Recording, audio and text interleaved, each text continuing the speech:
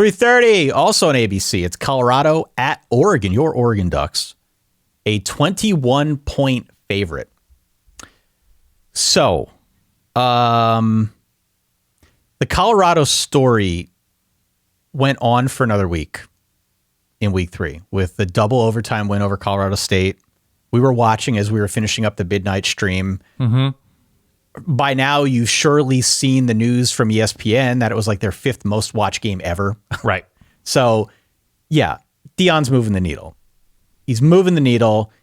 Clearly, ESPN and ABC are licking their chops to get a game of real merit like this one. This is a big deal because both teams are ranked. Both teams are undefeated. Oregon is a real team. I still want to see the metrics on that $9.3 million number. I know, right? 9.3 million viewer Maybe number. Rounding up.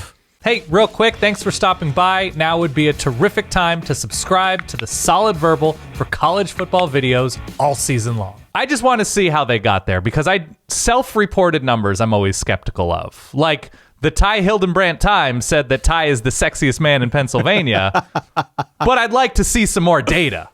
Yeah. It's like the Dennis Dodd reports about Brett Yormark. Brett Yormark, in the Big 12. yeah.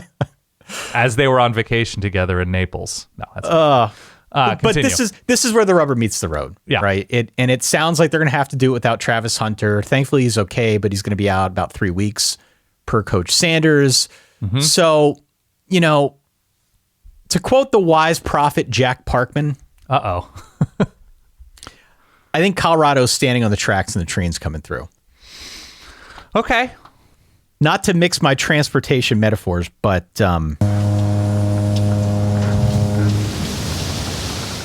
I think we've got a boat racing ahead of us here in week 4 for Oregon winning big over Colorado. You will hear more about this assumption later on in the show, perhaps when we get to a different segment. But what are your thoughts as the Oregon alum among us? So I think Oregon should comfortably win. I think the Travis Hunter factor plays a role. And as much as I think both of us love his athletic ability and what he's able to do to change a game, when Travis Hunter gets hurt, you don't just lose a starter, you lose 2. Because you lose your best corner, you lose your best receiver, or maybe your most versatile receiver, however you want to categorize him, because they have other good receivers, of course, and a very good quarterback in Shedeur Sanders. But I think that is a big deal, especially when I don't think Cormani McClain, Deion Sanders said he's not ready, and it's his doing. He needs to get there. So Colorado is playing sort of a corner by committee against a deep receiving core and a much more experienced and dangerous quarterback than they've faced so far.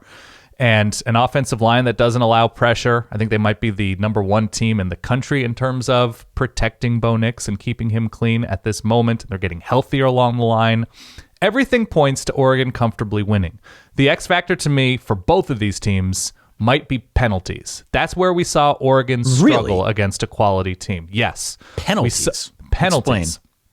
So Oregon, what did Oregon have in their lone matchup against a quality opponent in Texas Tech? Something like 10, 11 penalties. They were starting, the false starts, the holdings. They were setting themselves back on offense. They were gifting yards on defense. And that's a nice way for Colorado to stay in this game or to win this game, right? That if Oregon is starting at 1st and 15, 1st and 20, whatever, and not able to get into an offensive rhythm, that's a way to quiet the crowd, to take the crowd out of this game. Oregon can do it to themselves. On the flip side, Colorado commits just as many penalties as Oregon, and this game is in a much louder venue than they're used to in Autzen Stadium. So if you're a penalty-prone team, and all of a sudden you have the frenzied electric crowd, which it will be. I think it's, what did you say, it was a 3:30 start? 3:30 Eastern, 3:30 Eastern start. So an afternoon start. It's a stripe out. It's the first ever stripe out. That's the green and yellow stripe situation. You might get some false starts there. And so I don't trust. I think the big advantage that Oregon will have in this game, oddly enough, will be their defensive front against Colorado's offensive line. I think Shedeur Sanders is going to have a tough time. I still think he is going to have some success because I don't fully trust this Oregon defense against a quality quarterback. But I think it's going to be too much for Colorado. What did I write down here in my notes? I'll give you the exact score I wrote down. I wrote down 44-20. Interesting. 44-20 Ducks, and it's just.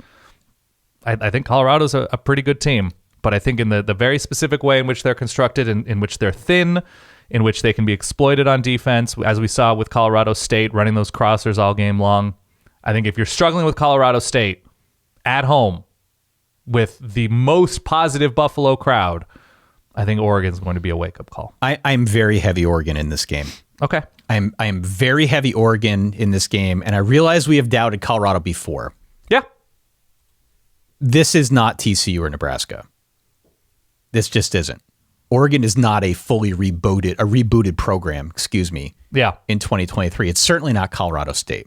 This is a legit conference, a legit playoff contender this season. And I think they're going to cut through this defense like a hot knife through butter. I agree with you. There is a disparity on both lines that we're going to see manifest in this game. Yeah. I think Shedeur Sanders is very, very good. I think the hype around him is legit. I think he is solid. Yeah. But there's only so much he can do here in a game like this. Oregon wins this game 52-21.